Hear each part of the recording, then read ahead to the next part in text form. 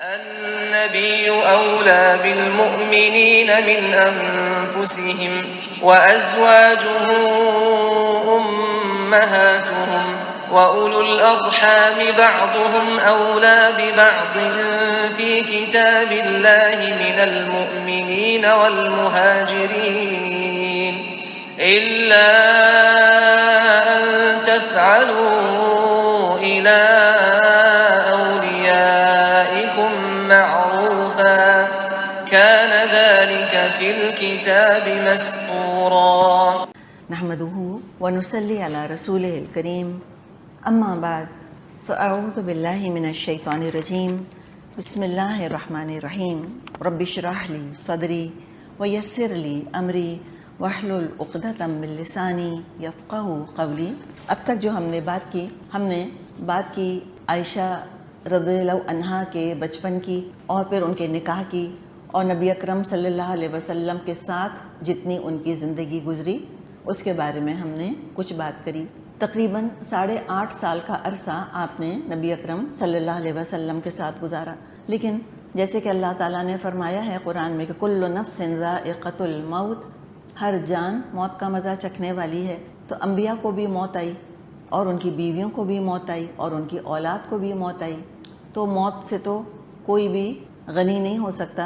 ایک اللہ کی ذات ہے، وتوکل علی الحی الذی لا یموت، وہ اللہ ہی کی ذات ہے الحی، اسی پر توکل کرنا ہے اور اس کو موت نہیں آنی۔ باقی ہر مخلوق کو موت کا مزہ چکھنا ہی چکھنا ہے۔ تب یہ ساتھ تو بہت خوبصورت گزرا، اچھے دن بھی آئے اور کچھ ناگوار واقعات بھی پیش آئے، وہ جیسے کہ شادی شدہ زندگی میں اور نارمل زندگی میں معاملات ہوتے ہیں، اسی طرح زندگی چلتی رہی۔ لیکن بہت کچھ عائشہ رضی اللہ عنہا نے اپنے شوہر سے، جو کہ اللہ کے رسول تھے، بہت کچھ ان سے سیکھا، بہت کچھ علم کا خزانہ انہوں نے اپنے پاس جمع کیا۔ اور سب سے بڑی بات یہ کہ نبی اکرم صلی اللہ علیہ وسلم کی محبوب بیوی تھیں، بہت زیادہ آپ ان سے محبت کرتے تھے۔ لیکن بہرحال اب وہ وقت آ رہا تھا جب یہ ساتھ بھی اپنے اختتام کو پہنچے۔ نبی اکرم صلی اللہ علیہ وسلم کا وہ وقت قریب آ رہا تھا جب آپ اس فانی آنی جانی دنیا کو چھوڑ کر اور رفیق الاعلیٰ کی طرف رحلت فرما جائیں۔ تو یہ آپ صلی اللہ علیہ وسلم کے مرض کا آغاز ہو چکا تھا۔ علماء کہتے ہیں 29 صفر 11 ہجری کی بات ہے، پیر کے دن، کہ آپ صلی اللہ علیہ وسلم ایک جنازے میں بقیع تشریف لے گئے اور واپسی میں آپ کے سر میں درد شروع ہوا اور حرارت کافی تیز ہو گئی۔ یہ آپ کے دراصل مرض الموت کا آغاز تھا۔ کل مرض کی مدت تقریباً 13 یا 14 دن رہی تھی آپ صلی اللہ علیہ وسلم کی، اور طبیعت آپ کی بوجھل سے بوجھل ہوتی چلی جا رہی تھی، اور آپ اس حالت میں بھی عدل کا اور انصاف کا اتنا اہتمام کر رہے تھے کہ جس بیوی کی باری ہوتی تھی آپ اسی کے گھر جا کر ٹھہر رہے تھے۔ حالانکہ سورۃ الاحزاب میں اللہ تعالیٰ نے آپ پر سے یہ پابندی ہٹا دی تھی کہ آپ جس کو چاہیں قریب کریں، جس کو چاہیں دور کریں، یعنی کہ تمام مسلمان مردوں پر تو ایک سے زیادہ بیویوں میں عدل کرنا فرض ہے، لیکن اللہ تعالیٰ نے نبی اکرم صلی اللہ علیہ وسلم پر سے یہ پابندی ہلکی کر دی تھی، اس لیے کہ آپ کی اور ذمہ داریاں اتنی عظیم تھیں، اتنی بھاری تھیں کہ جہاں ایکسٹرا ذمہ داریاں ڈالی گئیں تو کچھ پابندیاں آپ پر سے ہلکی کر دی گئی تھیں۔ ان میں سے ایک پابندی یہ تھی کہ آپ کو عدل اور انصاف کرنا آپ پہ فرض نہیں تھا بیویوں میں، اس کے باوجود آپ نے اس رخصت کو اختیار نہیں کیا، بلکہ آپ اسی طرح عدل کا معاملہ کرتے رہے، اور طبیعت آپ کی گرتی جا رہی تھی۔ اس دوران ازواج سے پوچھتے جاتے تھے میں کل کہاں رہوں گا، کل کس کی باری ہے، کل کہاں جانا ہے۔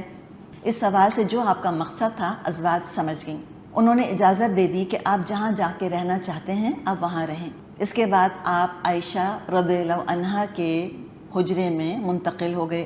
جب آپ وہاں گئے تو فضل بن عباس اور علی بن ابی طالب رضی اللہ عنہما کا سہارا لے کے آپ چل رہے تھے۔ سر پر آپ کی پٹی بندھی ہوئی تھی اور نقاہت کا عالم آپ کا یہ تھا کہ آپ کے پاؤں زمین پر گھسٹ رہے تھے، یعنی کہ آپ قدم جما کے زمین پہ چل نہیں پا رہے تھے۔ اسی کیفیت میں آپ عائشہ رضی اللہ عنہا کے حجرے میں تشریف لائے اور اپنی زندگی کا آخری ہفتہ، پورا ایک ہفتہ اسی حجرے میں گزارا۔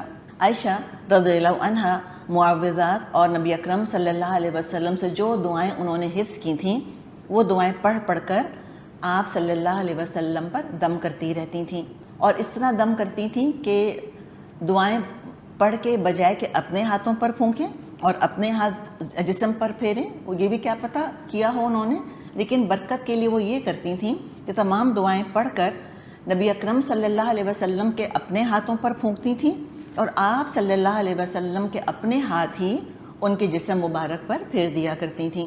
آپ کی طبیعت بگڑتی رہی، پھر آپ نے کچھ نہانے کا بھی ارادہ کیا تو مختلف کنوؤں سے 7 مشکیزوں کا پانی لا کر آپ پر ڈالا بھی گیا، کچھ طبیعت آپ کی بہتر ہوئی، پھر آپ نے کچھ لوگوں کو نصیحتیں کریں اور انصار کے بارے میں بھی نصیحتیں کریں، آپ لوگوں کو مختلف اچھی باتیں بتاتے رہے۔ پھر وفات سے 4 دن پہلے جمعرات کو آپ سخت تکلیف میں 2-4 تھے، تو اس موقع پر بھی آپ نے نصیحت کری نماز کے بارے میں اور غلاموں کے بارے میں کہ ان کا خیال رکھنا۔ عشاء کے وقت آپ کا مرض اتنا بڑھ گیا کہ مسجد جانے کی آپ میں طاقت نہ رہی، اور بار بار عائشہ رضی اللہ عنہا سے پوچھتے تھے کہ کیا لوگوں نے نماز پڑھ لی، تو جواب ملتا تھا نہیں، آپ کا انتظار ہو رہا ہے۔ پھر آپ کہتے تھے اچھا میرے لیے پانی رکھو، آپ غسل فرماتے تھے، اٹھنا چاہتے تھے لیکن پھر غشی طاری ہو جاتی تھی، پھر نہ اٹھ پاتے تھے، پھر تھوڑا سا ہوش آتا تھا، پھر پوچھتے تھے کیا لوگوں نے نماز پڑھ لی، ہم کہتے تھے نہیں، آپ کا انتظار ہو رہا ہے۔ اسی عشاء کا تو ٹائم بھی زیادہ ہوتا ہے، تو ہی نہیں اس میں اوبیسلی اتنا ٹائم تھا۔ 2 دفعہ 3 دفعہ یہی صورتحال پیش آئی، آپ نے کئی دفعہ اٹھنا چاہا، بار بار بے ہوشی طاری ہوتی تھی آپ کے اوپر۔ آخرکار آپ نے ابو بکر رضی اللہ عنہ کو پیغام بھیجا کہ وہ آ کر لوگوں کو نماز پڑھائیں، اور عائشہ رضی اللہ عنہا نے سنا کہ آپ ابو بکر کو بلا رہے ہیں کہ وہ آ کے امامت کریں، تو 3-4 دفعہ حضرت عائشہ نے روکنے کی کوشش کی کہ بجائے ابو بکر رضی اللہ عنہ کے کسی اور کے سپرد یہ ذمہ داری کر دیں، کسی اور سے کہتے ہیں وہ نماز پڑھوا دے، لیکن ہر بار آپ نے انکار کیا، آپ نے کہا نہیں، ابو بکر کو حکم دو کہ وہ لوگوں کو نماز پڑھائیں۔ پھر کچھ تھوڑی دن یعنی کہ اس کے بعد کچھ طبیعت آپ کی بہتر ہوئی، لیکن بہرحال وہ مرض جو ہے وہ بڑھتا ہی چلا گیا۔ وفات سے 1 دن پہلے اتوار کے دن آپ صلی اللہ علیہ وسلم نے اپنے تمام غلاموں کو آزاد کیا۔ آپ کے پاس 7 دینار تھے، وہ آپ نے صدقہ کر دیے، جو ہتھیار آپ کے پاس تھے مسلمانوں کو ہبا کر دیے۔ رات کو چراغ جلانے کے لیے تیل نہیں تھا، تو عائشہ رضی اللہ عنہا نے پڑوسن سے تیل ادھار لیا، اور آپ صلی اللہ علیہ وسلم کی ایک زرہ تھی، ایک آپ کی آرمر تھی، ایک یہودی کے پاس 30 سال سمجھے کہ 75 کلو تقریباً جو کے عوض رہن رکھی ہوئی تھی۔ یہ دن بھی گزرا، فاطمہ رضی اللہ عنہا آپ سے ملنے آئیں، آپ نے ان کو بشارت دی کہ تم تمام خواتین عالم کی سردار ہو۔ حسن اور حسین کو بلا کر آپ نے چوما رضی اللہ عنہما اور ان کے بارے میں خیر کی وصیت کی اور ازواج مطہرات کو بھی بلایا اور واعظ و نصیحت کی، اور تکلیف آپ کی بڑھتی چلی جا رہی تھی، اور اس زہر کا اثر بھی ظاہر ہونا شروع ہو گیا تھا جو ایک یہودی عورت نے آپ کو خیبر کے دن کھلا دیا تھا۔ عائشہ رضی اللہ عنہا سے آپ فرماتے تھے اے عائشہ، خیبر میں جو کھانا میں نے کھا لیا تھا اس کی تکلیف برابر محسوس کر رہا ہوں، اس وقت مجھ کو یوں محسوس ہو رہا ہے اس زہر کے اثر سے میری رگِ جان کٹی جا رہی ہے۔ پھر نزا کا عالم آپ کا شروع ہو گیا۔ عائشہ رضی اللہ عنہا نے آپ کی اپنے اوپر ٹیک لگا لی، جیسے کہ پیچھے بیٹھ جاتے ہیں نا، خود انسان ٹیک لگا کر بیٹھ جاتا ہے اور کسی شخص کو پھر اپنے گود میں ایک طرح سے ٹیکا دے دیتا ہے، تو یعنی اپنے سینے پر نبی اکرم صلی اللہ علیہ وسلم کا انہوں نے سر رکھ لیا، تو اپنی تھوڑی اور سینے کے درمیان سر رکھا ہوا تھا۔ ان کا اپنا بیان ہے کہ اللہ کی ایک نعمت مجھ پر یہ ہے کہ رسول اللہ صلی اللہ علیہ وسلم نے میرے گھر میں میری باری کے دن میرے سینے سے ٹیک لگائے وفات پائی۔ اچھا دیکھیں، ہمیں معلوم ہے نا کہ وہ تھے تو عائشہ ہی کے گھر میں، رضی اللہ عنہا کے گھر میں، آپ صلی اللہ علیہ وسلم، لیکن جس دن انتقال ہوا وہ جو دن تھا وہ تھا ہی عائشہ کی باری کا دن۔ اگر آپ پورا ہفتے نہ بھی ہوتے ان کے گھر میں تو اس دن تو ہوتے ہی ہوتے، یہ انہی کی باری کا دن تھا، پیر کا دن، تو اسی لیے وہ کہہ رہی ہیں کہ میری باری کے دن میرے سینے سے ٹیک لگا کر وفات پائی۔ آپ کی موت کے وقت اللہ نے میرا لعاب اور آپ کا لعاب اکٹھا کر دیا۔ لعاب سمجھتے؟ سلائیوا، تھوک۔ کس طرح سے ہوا یہ کہ عبد الرحمن بن ابی بکر، ابھی کون ہے عبد الرحمن بن ابی بکر؟ عائشہ رضی اللہ عنہا کے بھائی ہیں، وہ آپ صلی اللہ علیہ وسلم کے پاس تشریف لائے۔ ظاہر ہے تمام صحابہ تو اس طرح حجرے کے اندر نہیں آ سکتے تھے، حجاب کی وجہ سے خالی محرم ہی آ سکتے تھے، عائشہ رضی اللہ عنہا کے محرم، تو وہ آئے ہوئے تھے، ان کے ہاتھ میں مسواک تھی، اور رسول اللہ صلی اللہ علیہ وسلم اسے ٹیک لگائے ہوئے تھے۔ میں نے دیکھا آپ مسواک کی طرف دیکھ رہے ہیں۔ اب یہ دیکھیں کیسی مزاج شناس تھیں، فوراً سمجھ گئیں کہ آپ مسواک کرنا چاہ رہے ہیں۔ کچھ نہیں کہا منہ سے، صرف مسواک کو دیکھا اور نظر کا اشارہ سمجھتی تھیں۔ تو کہتی ہیں میں سمجھ گیا آپ مسواک کرنا چاہ رہے ہیں۔ میں نے پوچھا آپ کے لیے لے لوں؟ آپ نے سر کے اشارے سے کہا ہاں۔ میں نے مسواک لی اور آپ کو دی تو آپ کو سخت محسوس ہوئی۔ دیکھیں مسواک سخت ہوتی ہے نا، کچھ چبا کر نرم کرنا ہوتا ہے۔ کمزوری نقاہت اتنی طاری تھی کہ یعنی کہ وہ مسواک اپنے دانتوں کے درمیان رکھ کر آپ اس کو نرم کرنے کی طاقت بھی نہ پا رہے تھے، تو آپ کو سخت لگی۔ تو کہتی ہیں کہ میں نے کہا آپ کے لیے نرم کر دوں؟ آپ نے سر کے اشارے سے کہا ہاں۔ اب آپ صلی اللہ علیہ وسلم کے بارے میں ہمیں پتہ ہے کہ انتہائی طبیعت میں نظافت تھی۔ اس سے ہمیں اندازہ ہوتا ہے کہ خود عائشہ کتنی پاک رہتی ہوں گی، کتنی صاف رہتی ہوں گی، یعنی کہ ہم کتنے بھی قریبی ہوں کسی اور کے منہ کا شاید نوالا نہ لینے پائیں، کتنے بھی آپس کے قریبی تعلقات ہمارے ہوں، ہم ہو سکتا ہے کسی کے منہ کا نکلا اپنے منہ میں ڈالنا نہ چاہیں۔ لوگ تو ایک گلاس میں پانی نہیں پینا چاہتے، ہم تو وہ چمچہ یوز نہیں کرنا چاہتے جو کسی اور نے یوز کیا ہوا ہوتا ہے۔ اور آپ صلی اللہ علیہ وسلم کی طبیعت میں بدبو سے شدید نفرت تھی، گندگی آپ کو بہت بری لگا کرتی تھی۔ تو عائشہ کے منہ کی نکلی ہوئی مسواک اگر آپ اس وقت اپنے منہ میں لے رہے ہیں، اس سے ہمیں خود عائشہ کی پاکیزگی کا اندازہ ہوتا ہے کہ کتنی نظافت کے ساتھ اور طہارت کے ساتھ آپ رہا کرتی ہوں گی۔ خود ان کا مبارک منہ عائشہ رضی اللہ عنہا کا کتنا پاک صاف رہتا ہوگا، کتنا خوشبودار ہوتا ہوگا۔ تو آپ نے کہا ٹھیک ہے تم نرم کر دو۔ کہتی ہیں میں نے مسواک نرم کر دی، آپ نے اچھی طرح مسواک کی۔ آپ کے سامنے کٹورے میں پانی تھا، آپ پانی میں دونوں ہاتھ ڈال کر چہرہ پونچھتے جاتے تھے اور فرماتے جاتے تھے لا الہ الا اللہ، اللہ کے سوا کوئی معبود نہیں، وللموت سکرات، اور موت کے لیے تو سختیاں ہیں۔ صحیح بخاری میں یہ حدیث موجود ہے۔ پھر اب عائشہ موجود تھیں، دیکھ رہی تھیں۔ مسواک سے فارغ ہوتے ہی آپ صلی اللہ علیہ وسلم نے ہاتھ یا انگلی اٹھائی، اور یہ دیکھیں اللہ کی شان کہ آپ تمام ازواج کے گھر چھوڑ کر عائشہ کے گھر ہی کیوں آئے؟ کیا پتہ اللہ تعالیٰ کی جو حکمت اس میں تھی وہ یہ تھی کہ نبی اکرم صلی اللہ علیہ وسلم جو آخری رسول، آخری نبی تھے، ان کی زندگی کی آخری گھڑیاں محفوظ ہو جائیں، کسی ایسے گواہ کو وہاں پر رکھ دیا جائے جو ان تمام حالات کو محفوظ کر لے اپنے ذہن کے اندر اور آگے ہم امت تک پہنچا دے۔ ورنہ مجھے اور آپ کو کیسے پتہ چلتا ہے کہ آپ صلی اللہ علیہ وسلم کا آخری عمل کیا تھا؟ تو آخری موقع پر بھی، دنیا سے جاتے جاتے بھی آپ نے ہماری تعلیم کا انتظام کیا کہ اے مومنوں، اے مسلمانوں، تمہاری جب موت آئے تمہیں یہ کہنا ہے، تمہیں اس طرح مرنا ہے، تمہیں یوں نبی کی سنت کو فالو کرنا ہے۔ اور اللہ تعالیٰ عائشہ رضی اللہ عنہا کو کروڑوں کروڑوں اجر عطا فرمائے کہ جنہوں نے یہ علم محفوظ کر کے اور ہماری رہنمائی کے لیے ہم تک پہنچا دیا۔ تو مسواک کیا، اس کے بعد انگلی یا ہاتھ اٹھایا، نگاہ چھت کی طرف بلند کری اور دونوں ہونٹوں میں حرکت ہوئی۔ عائشہ رضی اللہ عنہا نے کان لگایا، یعنی کہ آپ بہت آہستہ بول رہے تھے۔ آپ فرما رہے تھے ان انبیاء، صدیقین، شہداء اور صالحین کے ہمراہ جنہیں تو نے انعام سے نوازا، اے اللہ مجھے بخش دے، مجھ پر رحم کر، اللہم اغفر لی، اللہم ارحمنی، یہ آپ کہہ رہے ہیں جو خود رحمت للعالمین تھے۔ اور کہا کہ اللہم رفیق الاعلیٰ، اللہم رفیق الاعلیٰ، اللہ تعالیٰ رفیق اعلیٰ میں مجھ کو پہنچا دے، مجھے رفیق اعلیٰ میں پہنچا دے، اللہ اے اللہ رفیق الاعلیٰ۔ آخری فقرہ آپ نے 3 دفعہ دہرایا۔ اسی وقت آپ کا ہاتھ جھک گیا اور کہتی ہیں کہ مجھے آپ کا سر بھاری محسوس ہوا، اور آپ پھر اللہ تعالیٰ سے ملاقات کے لیے اس دنیا کو چھوڑ کر چلے گئے۔ انا للہ و انا الیہ راجعون۔ تب یہ موقع تھا کہ جب عائشہ رضی اللہ عنہا اس دنیا میں نبی اکرم صلی اللہ علیہ وسلم سے جدا ہوئیں، وہ دنیا میں بھی آپ کی بیوی تھیں اور آخرت میں بھی آپ کی بیوی ہوں گی۔ یہ دور ختم ہوا، عدت کا دور ان کا چل رہا تھا۔ جب آپ صلی اللہ علیہ وسلم کا انتقال ہوا، اس کے ساتھ ہی ابو بکر رضی اللہ عنہ کا عہد شروع ہو گیا، جو کہ عائشہ رضی اللہ عنہا کے والد تھے۔ تو یہ ابو بکر صدیق کا دور خلافت شروع ہوا۔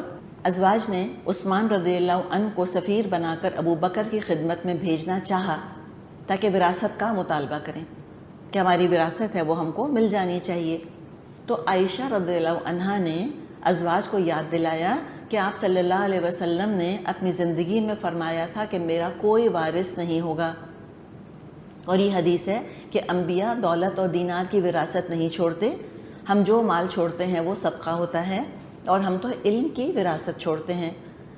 تو یہ یاد دلایا کہ میرا کوئی وارث نہیں ہوگا، سب کچھ صدقہ ہوگا۔ اس پر ازواج نے اپنا مطالبہ چھوڑ دیا، یعنی ان کے علم میں یا تو یہ بات ہوگی کہ ہاں کہا تھا آپ صلی اللہ علیہ وسلم نے، بعض دفعہ انسان کو یاد نہیں رہتی کوئی بات، یا اگر ان کے علم میں نہیں تھی یہ بات لیکن عائشہ کی بات پر ان کو دیکھیں یقین کتنا تھا کہ عائشہ جو کہہ رہی ہیں سچ کہہ رہی ہیں، صدیقہ تھی نا، سچی تھیں بالکل، تو انہوں نے اپنا مطالبہ چھوڑ دیا۔ بخاری میں یہ موجود ہے حدیث۔ 2 سال یا تقریباً 2.5 سال ابو بکر رضی اللہ عنہ کی خلافت رہی۔ 13 ہجری میں انہوں نے قدرتی یعنی موت ان کو آئی، انہوں نے وفات پائی، اور اپنی جائیداد کی تقسیم کی ذمہ داری عائشہ کے سپرد کری۔ ان کے بیٹے موجود تھے لیکن اپنے بیٹوں کی فقہ، اپنے بیٹوں کے علم سے زیادہ ابو بکر رضی اللہ عنہ کو عائشہ کے فقہ اور عائشہ کے علم پر اعتماد تھا، الحمدللہ۔ تو یہ ہم پتہ نہیں کیوں سمجھنے لگتے ہیں کہ عورت تو کچھ کر نہیں سکتی، کسی قابل نہیں ہے، وہ تو عقل والی ہے ہی نہیں۔ آپ یہ دیکھیں، خود ہم صحابہ کا عمل دیکھ رہے ہیں کہ اگر بیٹی واقعی اس قابل ہے، جو بڑی عالمہ ہے، بڑی فاضلہ ہے، بڑی متقی ہے، تو کیوں نہ اس پر بھروسہ کیا جائے۔ تو یہ جائیداد کی تقسیم جیسا نازک معاملہ عائشہ کے انہوں نے حوالے کیا، اور یہ بھی پوچھا کہ آپ صلی اللہ علیہ وسلم کے کفن میں کتنے کپڑے تھے، تو بتایا کہ 3 تھے، عائشہ نے بتایا۔ تو پھر ابو بکر نے کہا کہ ٹھیک ہے، مجھ کو بھی 3 کپڑوں ہی میں تم دفن کرنا، تو 3 پرانے کپڑوں میں ان کو کفن دیا گیا، اور نبی اکرم صلی اللہ علیہ وسلم کے پہلو میں ابو بکر رضی اللہ عنہ کو دفن کیا گیا۔ اور ادب کے طور پہ بالکل ساتھ قبر نہیں بنائی، بلکہ جو نبی اکرم صلی اللہ علیہ وسلم کی قبر مبارک ہے، جہاں آپ کا جسم مبارک ہے، اس کے نیچے جہاں کہتے ہیں جہاں آپ کے کندھے ہیں، جہاں نبی اکرم صلی اللہ علیہ وسلم کے کندھے ہیں، وہاں ابو بکر کا سر ہے، ایسے وہاں پر آپ کو دفنایا گیا۔ یہ عہد بھی گزر گیا۔ پھر عمر رضی اللہ عنہ کا عہد آیا۔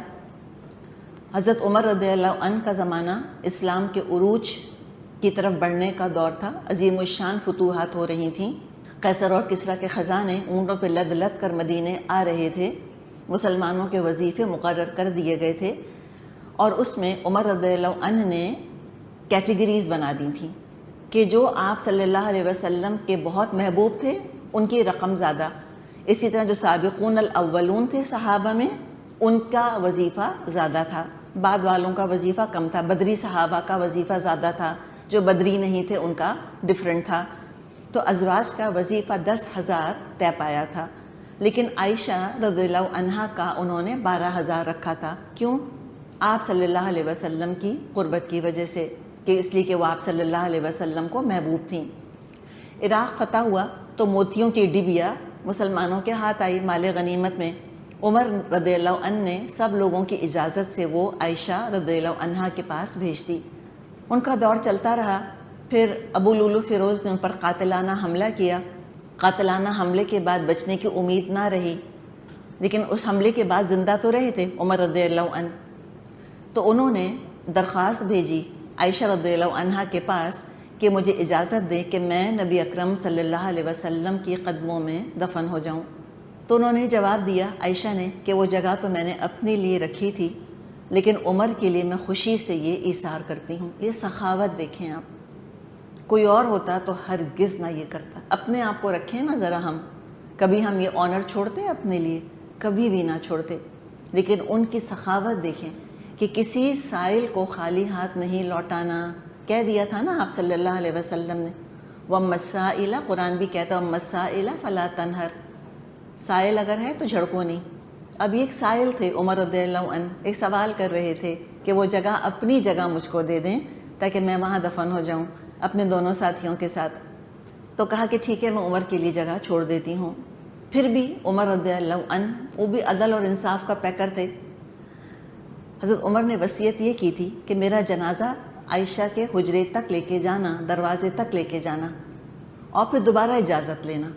ایسا نہ ہو کہ چونکہ میں خلیفہ ہوں لہٰذا میرا لحاظ وہ کر رہی ہیں اور میری خلافت کے لحاظ کی وجہ سے مجھ کو اجازت دے رہی ہیں کہ میں زندہ ہوں ابھی، تو جب میں مر جاؤں میرا جنازہ دروازے پر پہنچے تو دوبارہ اجازت لینا، پھر اگر وہ اجازت دیں تو مجھ کو وہاں پر دفن کرنا، ورنہ بقیع میں کر دینا۔ تو جب ان کا جنازہ وہاں پہنچا تو ایسا ہی کیا گیا، دوبارہ اجازت مانگی گئی تو عائشہ رضی اللہ عنہا نے اجازت دے دی اور عمر رضی اللہ عنہ کو پھر وہاں اپنے دونوں ساتھیوں کے ساتھ دفن کر دیا گیا۔ اور صحابہ کہتے ہیں کہ ہم کو یقین تھا ایسا ہی ہوگا، اس لیے کہ ہم ہمیشہ یہی سنتے تھے کہ نبی اکرم صلی اللہ علیہ وسلم وہاں گئے اور ابو بکر اور عمر، آپ صلی اللہ علیہ وسلم نے یہ کیا اور ابو بکر اور عمر نے، آپ نے یہ چیز کی اور ابو بکر اور عمر نے، تو ہم کو تھا کہ یہ تو ساتھ ہی رہیں گے، تو وہاں پر وہ دفن کر دیے گئے۔ تو اگر وہ خواب آپ کو یاد ہو کہ جو عائشہ نے خواب دیکھا تھا کہ ان کے حجرے میں 3 چاند اتر آئے ہیں، تو یہ 3 چاند اس طرح ان کے حجرے میں جمع ہو گئے۔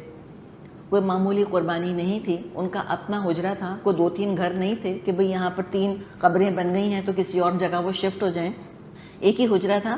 پہلے شوہر اور باپ کی قبر تھی تو ان کے لیے ایک طرح سے سمجھے کہ بے تکلفی تھی، لیکن اب جب عمر رضی اللہ عنہ دفن ہو گئے تو ان کی حیا کا حال یہ تھا کہ اب انہوں نے کیا کیا کہ اپنے حجرے کو ڈیوائیڈ کر دیا، جہاں وہ 3 قبریں تھیں وہاں پردہ ڈال دیا، اور جو جگہ کتنی جگہ بچی ہوگی خود امیجن کر لیں، جو تھوڑی سی جگہ بچ گئی تھی بس وہیں پر انہوں نے اپنا گزر بسر شروع کر دیا۔ اور جب وہ اس حصے میں جاتی تھیں جہاں پر قبریں تھیں تو پردے کا اہتمام کر کے جاتی تھیں۔ ہم کو اس سے فقہی مسئلہ نہیں نکال سکتے، ہم باقی مسلمان عورتوں کے لیے اس چیز کو فرض نہیں کر سکتے، ہم کچھ بات نہیں کر سکتے آگے کہ مردے دیکھتے ہیں نہیں دیکھتے ہیں، کیا ہوتا ہے کیا نہیں ہوتا، وہ ساری بحث اس وقت جو ہے وہ کرنے کی ضرورت نہیں ہے۔ صرف ایک حیا کا اظہار ہے کہ ساری عمر جب انہوں نے عمر سے پردہ کیا تھا، جب سے پردے کی آیات نازل ہوئی تھیں تو یہ عادتیں جاتی نہیں ہیں اتنی آسانی سے۔ ہم دیکھتے ہیں کہ 80 90 100 سال کی بڑھیاں جنہوں نے کہ جوانی سے پردہ شروع کیا، وہ 100 سال کی عمر میں بھی چہرے نہیں کھول سکتی، حالانکہ پردہ ان پہ بھی فرض نہیں رہا ہوتا۔ اللہ تعالیٰ نے سورہ نور میں اجازت دی ہے، اللہ نے پردے کی پابندیاں عجوز پر سے ہلکی کی ہیں، بوڑھی عورت پہ سے، لیکن جس کو عادت ہے اس کو عادت ہے، وہ نہیں چھوڑ سکتی۔ تو ایک عادت تھی وہ نہیں چھوڑی گئی ان سے، تو جب وہاں جاتی تھیں تو پردے کے اہتمام کے ساتھ جاتی تھیں، اور اپنے رہنے کے لیے اس کے علاوہ جو جگہ بچی تھی بس وہیں گزارا کرتی تھیں۔ وہی بیڈ روم تھا ان کا، وہی مدرسہ تھا، وہیں پر لوگ آتے تھے، ان کو تعلیم دیا کرتی تھیں، اور ساری عمر انہوں نے وہاں گزار دی۔ اللہ ان پر کروڑوں کروڑوں رحمتیں نازل فرمائے۔ پھر عثمان رضی اللہ عنہ کا دور خلافت آیا، ان کی خلافت کی مدت تقریباً 12 سال ہے۔ 8 سال جو تھے شروع کے عثمان رضی اللہ عنہ کی خلافت کے، وہ تو ہو بہو اپنے ساتھیوں کے نقش قدم پر ہی چلے، ابو بکر اور عمر کے نقش قدم پر رضی اللہ عنہما۔ آخری جو 4 سال تھے عثمان رضی اللہ عنہ کی خلافت کے، اس میں کچھ بے چینیاں پیدا ہونی شروع ہوئیں، کچھ ایشوز کھڑے ہو گئے۔ کوئی الگ ایک تاریخ کا چیپٹر ہے، اللہ نے چاہا تو کبھی ہم ہو سکتا ہے اس پر بات کریں۔ انہوں نے کچھ عہدوں پر لوگوں کو نافذ کیا، کچھ لوگوں کو پوسٹس وغیرہ دیں، کچھ پالیسیز ان کی تھیں، اس سے کچھ اختلافات شروع ہو گئے، لوگوں کے اندر ریزنٹمنٹ ڈیولپ ہونا شروع ہو گیا، سازشوں نے سر ابھارا۔ دوسرے یہ دیکھیں کہ کس کے جانشین بنے تھے عثمان؟ عمر رضی اللہ عنہ کے۔ عمر رضی اللہ عنہ سے لوگ ڈرا کرتے تھے، اور جیسے عمر سے ڈرتے تھے ایسے عثمان سے نہیں ڈرتے تھے۔ حضرت عمر کی طبیعت میں اور حضرت عثمان کی طبیعت میں فرق تھا۔ عثمان رضی اللہ عنہ کی طبیعت میں سافٹنس تھی، نرمی تھی، تو لوگ شیر ہونا شروع ہو گئے، ان کی جرتیں بڑھنی شروع ہو گئیں۔ نوبت یہاں تک آئی کہ انہوں نے عثمان رضی اللہ عنہ کو شہید کر دیا۔ حج کا زمانہ تھا، عائشہ رضی اللہ عنہا حج کے لیے گئی ہوئی تھیں، واپس آ رہی تھیں تو راستے میں طلحہ اور زبیر رضی اللہ عنہما، یہ دونوں بھی عشرہ مبشرہ میں ہیں، طلحہ رضی اللہ عنہ اور زبیر رضی اللہ عنہ، ان سے ملاقات ہوئی۔ انہوں نے مدینے کی صورتحال ان کو بتائی کہ وہاں پر تو عثمان رضی اللہ عنہ کو شہید کر دیا گیا اور لوگ بہت پریشان ہیں، اور آپ کچھ کیجئے، یعنی یہ کہا ہوگا کہ اب آپ بتائیے کیا کرنا چاہیے ہم کو۔ تو عائشہ رضی اللہ عنہا نے فرمایا کہ ٹھیک ہے، باہم آپس میں مشورہ کرو، اور پھر وہ مدینہ نہیں آئیں بلکہ وہیں سے مکے واپس لوٹ گئیں۔ لوگ سمٹ سمٹ کر ان کے پاس جمع ہونے لگ گئے۔ جب پریشان ہوتا ہے انسان تو پھر سمجھ نہیں آتا کہ ہم کیا کریں، تو پھر کسی بڑے کی طرف نظر اٹھتی ہے کہ یہ ہمیں گائیڈ کریں گے۔ تو جو امرہ بنت عبد الرحمن، جو کہ حضرت عائشہ کی بھتیجی بھی تھی، عبد الرحمن رضی اللہ عنہ کی، عبد الرحمن بن ابی بکر ان کی بیٹی تھی، ان کی نیس بنی نا، بھتیجی بنی، اور ان کی اسٹوڈنٹ بھی تھیں۔ وہ یہ کہتی ہیں کہ ام المومنین رضی اللہ عنہا یعنی عائشہ رضی اللہ عنہا اس آیت کا حوالہ دیا کرتی تھیں جو سورہ حجرات میں موجود ہے۔ وہ کیا ہے آیت؟ اعوذ باللہ من الشیطان الرجیم، بسم اللہ الرحمن الرحیم، وَإِن طَائِفَتَانِ مِنَ الْمُؤْمِنِينَ اقْتَتَلُوا، اگر مومنوں کے دو گروہ آپس میں لڑ جائیں، فَأَصْلِحُوا بَيْنَهُمَا، تو ان دونوں کے درمیان صلح کرا دو۔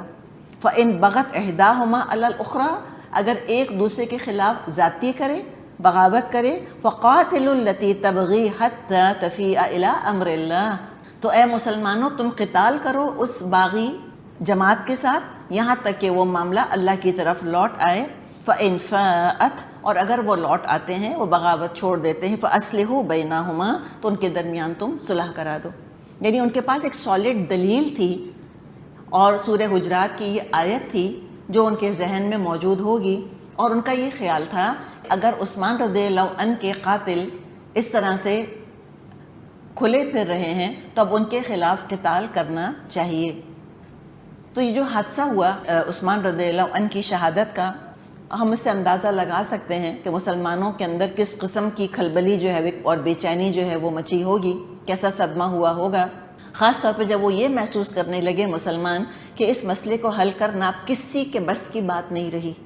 علی رضی اللہ عنہ خلیفہ مقرر کر دیے گئے تھے، چاروں طرف سے وہ مسائل میں گھرے ہوئے تھے، باغی ہر طرف انفلٹریٹ کر چکے تھے، اور ہم جانتے ہیں کہ بعض دفعہ حالات اتنے گھمبیر ہوتے ہیں کہ اگر اس وقت قصاص کی بات کی جائے، 100% انصاف کی بات کی جائے، تو پھر وہ چیز اور مزید بغاوت کو ہوا دینے والی بن جاتی ہے۔ تو علی رضی اللہ عنہ میں جو حکمت تھی، ان کا یہ خیال تھا کہ اس وقت قصاص کا معاملہ نہیں اٹھانا چاہیے، ابھی حالات کو سنبھالنا چاہیے، پہلے امت کو سنبھالنا چاہیے، اس کا بکھرا ہوا شیرازہ جوڑنا چاہیے، اور اس کے بعد پھر جب وقت آئے گا پھر اس معاملے کو بھی دیکھ لیا جائے گا۔ دوسری طرف عائشہ کا خیال یہ تھا کہ عثمان کے قاتلوں کو پکڑنا چاہیے۔ دیکھیے بات دونوں ہی کی اپنی جگہ درست تھی، دیکھا جائے ان کا اپنا نقطہ نظر تھا، ان کا اپنا نقطہ نظر تھا، اور فطری طور پہ عائشہ رضی اللہ عنہا بہت حوصلے والی تھیں، بہت بہادر تھیں۔ نبی اکرم صلی اللہ علیہ وسلم سے انہوں نے اجازت مانگی تھی کہ میں جہاد میں یعنی قتال میں شرکت کرنا چاہتی ہوں، تو اس پر آپ صلی اللہ علیہ وسلم نے فرما دیا تھا کہ عائشہ عورتوں کا جہاد جو ہے وہ حج ہے، نسائی میں یہ روایت موجود ہے۔ اور بعض غزوات میں، خاص طور پہ احد کے غزوے میں ہم جانتے ہیں جب تک حجاب کے احکامات نازل نہیں ہوئے تھے، تو جب پتہ چلا کہ احد میں مسلمانوں پر یہ مشکل پڑی ہے، تو عائشہ رضی اللہ عنہا اور بعض اور دوسری صحابیات میدان جنگ میں پہنچی تھیں، اور دوڑ دوڑ کے زخمیوں کی خدمت کر رہی تھیں، اور ان کو پانی پلا رہی تھیں، اور اپنی طرف سے جو مدد کر سکتی تھیں کر رہی تھیں۔ اب یہ جو موقع ایسا آیا اور ان کے پاس پہ لوگ بھی آ کر جمع ہو گئے۔ کس طرح کے لوگ جمع ہوئے عائشہ رضی اللہ عنہا کے پاس؟ مخلص لوگ، طاقتور لوگ، اہم لوگ۔ ہم نے طلحہ اور زبیر کا ذکر کیا، عشرہ مبشرہ میں سے ہیں جن کو اللہ تعالیٰ کے رسول نے دنیا ہی میں جنت کی بشارت دے دی۔ ان کے خلوص میں کوئی شک تو کر نہیں سکتے، نہ عائشہ کے خلوص میں ہم شک کر سکتے ہیں۔ دراصل تاریخ جو کمپلیکیٹ ہوتی ہے، اسلامی تاریخ، خاص طور پہ یہ والا دور، صحابہ والا دور جس میں کہ آپس میں اختلافات ہو گئے تھے صحابہ میں، اس میں کمپلیکیشن کہاں آتا ہے؟ جب ہم صحابہ کی نیتوں کو سیکنڈ گیس کرنا شروع کرتے ہیں، جب ہم صحابہ کے بارے میں بدگمانی کا شکار ہوتے ہیں۔ یہ جنتی تھے جن کے بارے میں اللہ کے رسول صلی اللہ علیہ وسلم نے کہہ دیا، جو کہ الصادق المصدوق تھے، کہ یہ جنتی، یہ جنتی، یہ جنتی۔ جیسے کہ عمار بن یاسر نے بھی کہا تھا کہ عائشہ اللہ کے رسول کی بیوی ہیں، اس دنیا میں بھی بیوی تھیں اور آخرت میں بھی آپ کی بیوی ہوں گی۔ تو یہ ان کے خلوص میں ہم شک نہیں کر سکتے، لیکن انسان تھے۔ ہم صحابہ کو معصوم نہیں مانتے۔ اہل سنت والجماعت کا یہ عقیدہ ہے کہ انبیاء معصوم ہوتے ہیں، لیکن صحابہ معصوم نہیں تھے، انسان تھے، بہترین انسان تھے، لیکن انسان تھے، اجتہادی خطائیں ہو سکتی ہیں، ان سے گناہوں کا بھی ارتکاب ہو سکتا ہے، حتیٰ کہ کبیرہ گناہ بھی صادر ہو سکتے ہیں صحابہ سے، لیکن جو ان کی خدمات ہیں ان کے مقابلے میں ان کی خطائیں بہت تھوڑی ہیں۔ مثال اس کی بہت سیدھی سی ہم سمجھ سکتے ہیں، ایک چھوٹا سا پانی کا گلاس ہے اور ایک ہے سمندر۔ چھوٹے سے پانی کے گلاس میں 1 ٹی اسپون گندگی ڈال دی جائے، گٹر کا پانی ڈال دیں مثال کے طور پہ، تو پورا گلاس گندا ہو جائے گا۔ ایک سمندر میں 1 چائے کا چمچہ گٹر کا پانی ڈالیں، کیا فرق پڑے گا؟ کوئی فرق نہیں پڑے گا۔ تو میں اور آپ، ہماری مثال اس گلاس کی طرح ہے۔ میرے اور آپ کے گناہ ایسے ہیں جیسے کہ گلاس کے اندر پانی ڈالنا، اور صحابہ کی غلطیاں کیسی ہیں؟ جیسے سمندر میں 1 چمچ پانی ڈال دیا گیا۔ جو ان کی خدمات ہیں اس کے مقابلے میں خطائیں بہت کم۔ وہ تو کوئی یقیناً اللہ رسول کا دشمن ہی ہوگا جو کہ صحابہ سے دشمنی رکھے گا، یقیناً کوئی اسلام ہی سے بدظن بدگمان ہوگا جو کہ صحابہ سے بدگمانی اختیار کرے گا۔ اللہ تعالیٰ مجھ کو اور آپ کو اپنی پناہ میں رکھے۔ ہم کبھی بدگمانی نہیں کریں گے، لیکن ہم ان کو فرشتوں کے یا نبیوں کے درجے پہ لے کے نہیں جائیں گے، ہم یہ غلو نہیں کریں گے۔ قرآن نے کہا ہے کہ لا تغلو فی دینکم، یاد ہے ہم پڑھ چکے ہیں، اپنے دین میں غلو مت کرو۔ تو ہمیں غلو نہیں کرنا، جس کا جو درجہ ہے اس کو اسی درجے پہ رکھیں، ٹھیک ہے۔ اب وہ مخلص لوگ تھے، وہ چاہ رہے تھے کہ بھئی عثمان کے قاتلوں کو پکڑو، کوئی مطالبہ غلط نہیں تھا۔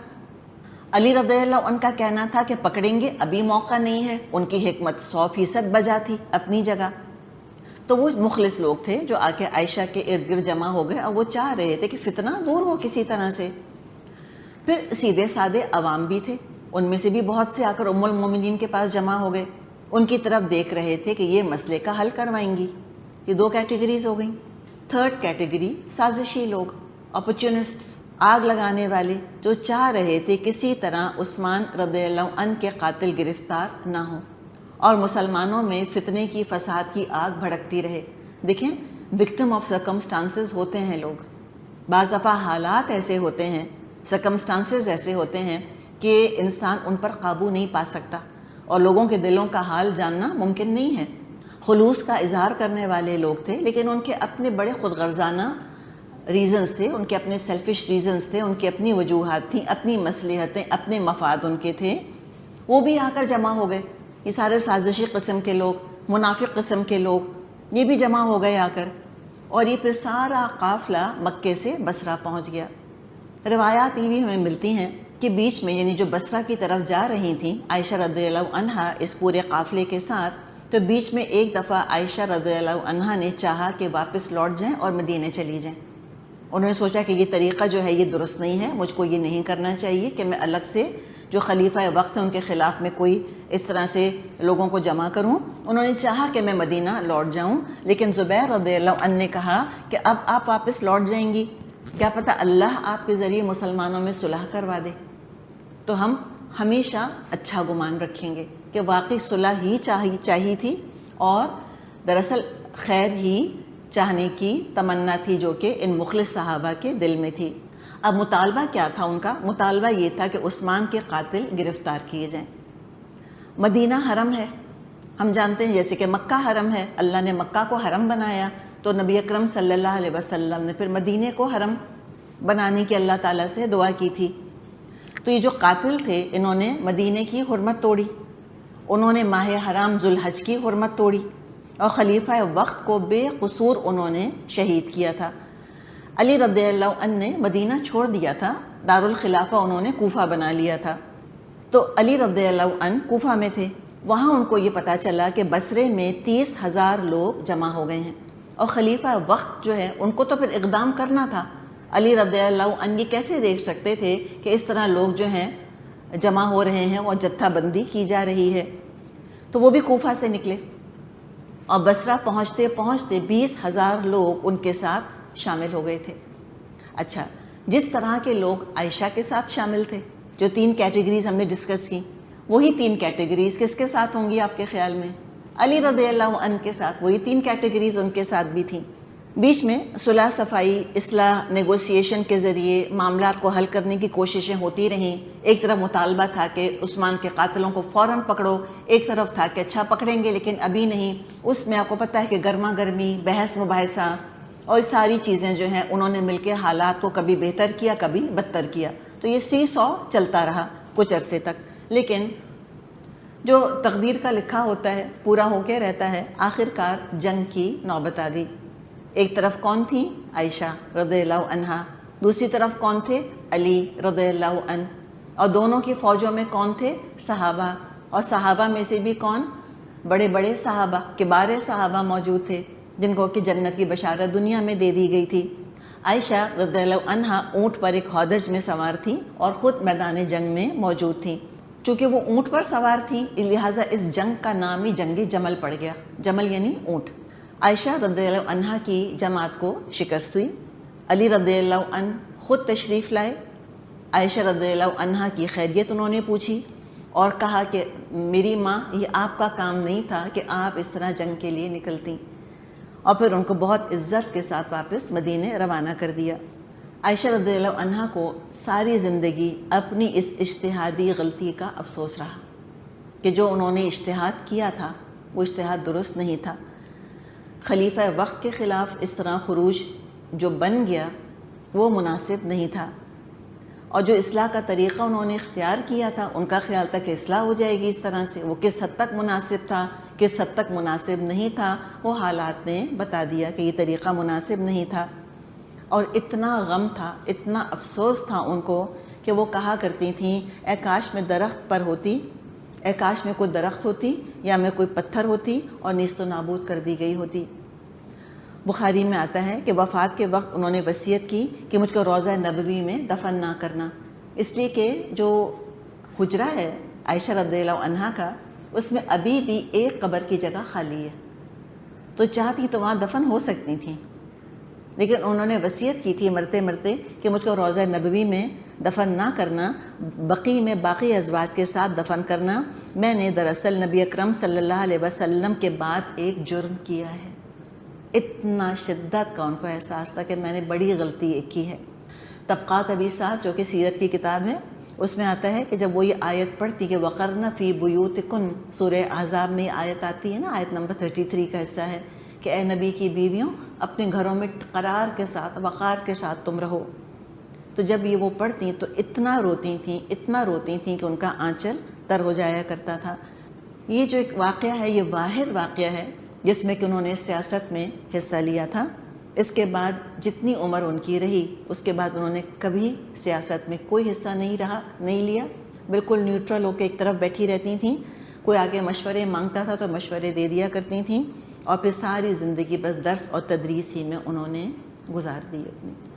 اللہ تعالیٰ ان پر رحمت نازل فرمائے، اور جو علم کا خزانہ وہ ہمارے لیے چھوڑ گئی ہیں اللہ تعالیٰ ہمیں اس سے مستفیض ہونے کی توفیق عطا فرمائے۔ وآخر دعوانا ان الحمد للہ رب العالمین۔